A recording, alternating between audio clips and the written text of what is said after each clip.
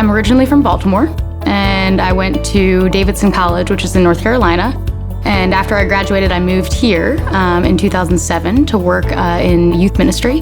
And I did that for 5 years before deciding to go to med school. And then I went to Virginia Commonwealth University for my med school, and I stayed there for my residency.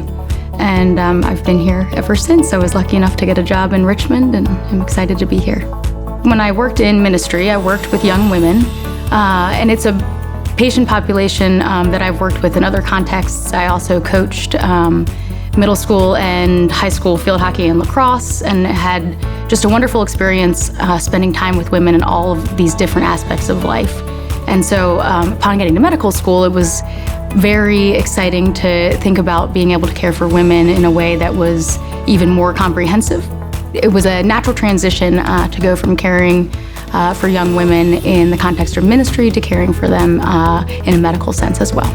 A perfect day of caring for patients is being able to care for patients in all stages of life. I'm very excited to care for women who are at the beginning of their women's health journey in an adolescent and teen context, to women who are pregnant with their first child or their third child, all the way to caring for women who are in the process of going through menopause. And really having that broad scope of practice is, it's a great day when you can have a little bit of everything. Something that might surprise people about me is that I was a studio art major in college. So I graduated with a degree in painting and printmaking, which I did as a job in part when I first moved to Richmond. I was working in ministry, but I also was working doing commission artwork.